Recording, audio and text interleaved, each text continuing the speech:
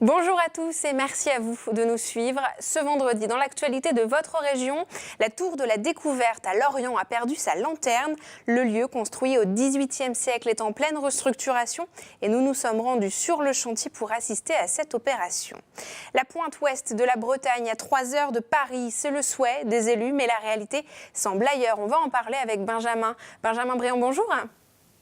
Bonjour Julie. Et un rapport repousse cette idée. Oui, en fait, si l'idée était de tester la capacité bretonne à se mettre en colère, ça semble en bonne voie. Eh bien, vous allez nous en parler, Benjamin, dans un instant, en tout cas. Le défi Rien de neuf en 2018 a été lancé en janvier. 1000 familles ont décidé de ne pas acheter de produits neufs durant toute l'année. Et nous avons suivi une famille dans le Finistère qui s'est lancée dans cette aventure. Alexandre Mouradian est un collectionneur privé. Il vient de prêter une vingtaine de toiles au musée de Pont-Aven. La nouvelle exposition est à découvrir depuis ce vendredi, mais aussi à la fin de cette édition. Voilà pour les titres de ce journal. Tout de suite, votre JT Breton du vendredi 2 février 2018. Et pour ouvrir cette édition, nous allons à Lorient. L'un des monuments emblématiques de la ville change de visage. Ce vendredi matin, la tour de la découverte érigée au XVIIIe siècle a perdu sa lanterne.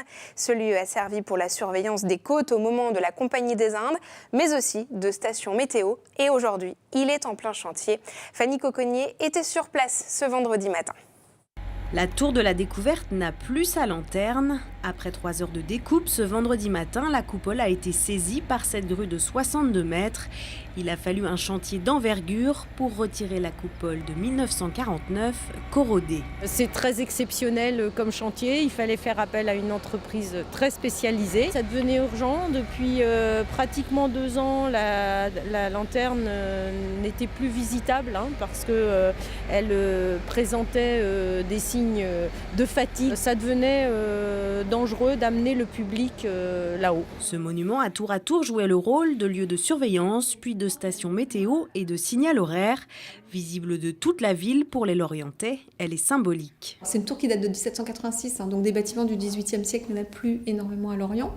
Elle représente, Lorient est très lié à la mer. Or, c'est un bâtiment qui a, alors ça n'a jamais été un phare, mais pour autant, c'est un bâtiment qui a cette silhouette de phare, donc qui est un bâtiment maritime. Et c'est à la fois un symbole du patrimoine et c'est un symbole du lien de Lorient à la mer. Pour la protéger, une structure métallique éphémère a été mise en place, puis une nouvelle coupole doit être apposée. Son aspect est en réflexion. Ce qu'on va restituer, c'est la coupole des années 1890, au moment où elle est électrifiée, au moment où il y a un mât qui est installé pour accueillir la Time Ball. Voilà, c'est cette période-là de grande vitalité du site qu'on va retrouver donc, en fait, avec la restitution à l'automne 2018. Cette nouvelle coupole sera sensiblement différente de l'actuelle. Le chantier est le premier sur le site de l'Enclos Gabriel, un patrimoine devenu propriété de la ville de Lorient. Les agriculteurs continuent leurs actions coup de poing sur les parkings des grandes surfaces de la région. Des protestations qui interviennent alors qu'ils sont en pleine négociation commerciale avec les distributeurs. Le point sur cette information avec Benjamin Briand. Nouvelles actions des agriculteurs dans la nuit de jeudi à vendredi. Ce sont cette fois des grandes surfaces de Morlaix et Lannion qui ont été visées. Pneus, échalotes, potimarrons et divers déchets ont été déposés. Ce vendredi matin, l'heure était au nettoyage. Les agriculteurs protestent toujours contre la trop faible rémunération de leur travail. Difficile soirée au pavillon Pennevillers à Quimper lors d'une fête en marge de l'Open de tennis jeudi soir. Une étudiante de 18 ans a été grièvement blessée dans une chute vers 1h du matin. Fortement alcoolisée au moment des faits, elle était encore en observation ce vendredi. À leur arrivée, les pompiers ont été pris à partie par plusieurs participants, eux aussi alcoolisés. 3 d'entre eux ont été interpellés. Mauvaise nouvelle en ce week-end de grande marée. Du fait de la présence de toxines, la pêche est limitée dans plusieurs zones bretonnes. La pêche à la coquille est ainsi interdite en rade de Brest et en baie de Douarnenez. Celle de tous les coquillages est interdite devant Camaret et en baie de Paimpol Sud. Avis de tempête au stade du Moustoir à Lorient. La préfecture du Morbihan envisage d'y interdire les tifos, ces grandes bâches déployées dans les tribunes, si des spectateurs se trouvent en dessous. Une limitation en taille, à environ 20% de la surface des plus emblématiques, est également envisagée. Les supporters sont furieux et au FC Lorient, l'entraîneur Mickaël Landreau a exprimé à sa façon son désaccord. On doit se plier à cette décision, mais on n'est pas en accord avec ça. Je suis d'accord sur le fait que la sécurité des gens est importante. Dans ce cas, est-ce qu'on doit continuer à conduire ? Je sais pas. Tous les jours, on prend notre voiture, on a un risque. Alerte week-end de grosses galères entre Paris et la Bretagne pour la Pentecôte les 19 et 20 mai. Pour cause de travaux, aucun train ne passera en gare de Rennes entre le vendredi soir et le lundi matin. Sur la ligne nord, vers et depuis Brest, des cars prendront le relais entre Laval et Saint-Brieuc. Sur la ligne sud, vers et depuis Quimper, les trains seront déroutés par Nantes. 2038, il va falloir attendre 2038 pour espérer mettre la pointe bretonne à 3 heures de Paris en train. Le rapport rendu par le comité d'orientation des infrastructures met en boule les élus bretons. On en parle tout de suite avec Benjamin Bréon. Alors Benjamin, ce rapport du Conseil d'orientation des infrastructures mécontente toute la Bretagne. Oui Julie, on peut dire ça. Ce rapport de la commission Duron estime donc que finalement mettre Brest et Quimper à 3 heures de Paris en train, ce n'est plus prioritaire et renvoie les travaux nécessaires à 2038.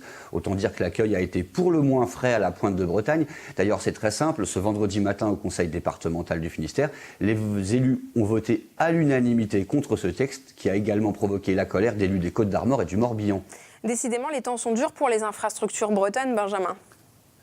Oui, en fait, sur Notre-Dame-des-Landes, on était très loin de l'unanimité, mais quand même, finalement, pour les partisans bretons de cet aéroport, c'est comme si on enterrait la Bretagne une deuxième fois. Les opposants, outre l'aspect environnemental, ils estimaient qu'on n'avait pas besoin du dit aéroport, puisque précisément le train allait nous rapprocher de Paris. Autant dire que c'est la douche froide, d'autant que ça fait quand même des années qu'on nous la promet, cette liaison en 3 heures. Et ça ne va pas améliorer la cote du gouvernement dans la région, hein. Oui, alors attention, pour l'instant, ce n'est qu'un rapport. Le gouvernement n'a pas encore tranché. Pour autant, il est clair que le président Macron, qui a déjà perdu 32 points de popularité dans le Grand Ouest en un mois, s'il devait entériner ce recul, prendrait le risque d'un vrai divorce avec une région qui l'a pourtant très largement soutenue. Est-ce que des actions sont prévues, Benjamin ? Oui, les réseaux économiques bretons vont se mettre en œuvre, les élus prévoient d'ores et déjà des actions à Paris, mais il y a quand même quelque chose de positif dans cette histoire. Si on regarde bien, avec les élections, les problématiques agricoles, environnementales, le dossier Notre-Dame-des-Landes, etc., on s'est quand même pas mal volé dans les plumes entre Bretons ces derniers temps. Là, ce rapport finalement va mettre tout le monde d'accord. C'est peut-être pour Paris que ce n'est pas une si bonne nouvelle que ça. Eh bien, ça sera à suivre effectivement. Mais merci beaucoup Benjamin en tout cas pour ces informations. Et si vous n'achetiez rien de neuf en 2018, c'est le défi que se sont lancés 1000 familles dans toute la France. Vêtements, meubles, électroménagers, décorations, livres. Les participants doivent écumer les réseaux d'occasion pour se procurer ces produits. Dans le Finistère, Sophie Lecroisier a suivi une famille qui s'est lancée dans ce défi. Regardez son reportage. Achat d'occasion, prêt, réparation ou don. Pour les participants au défi Rien de neuf, les alternatives aux produits neufs sont nombreuses. Beaucoup d'entre eux se rendent à la ressourcerie de Quimper. Pour Lucie, par exemple, acheter d'occasion, c'est même devenu un mode de vie. Je me disais que pourquoi payer le prix fort alors qu'il y a beaucoup de choses d'occasion. En fait, finalement, je fais le défi en 2018, mais on est d'accord que je le faisais déjà en 2015, 2016, 2017. Donc on commence par acheter des vêtements d'occasion, puis des jouets d'occasion, des livres. Plutôt que d'acheter neuf, on va à la bibliothèque pour prendre des livres.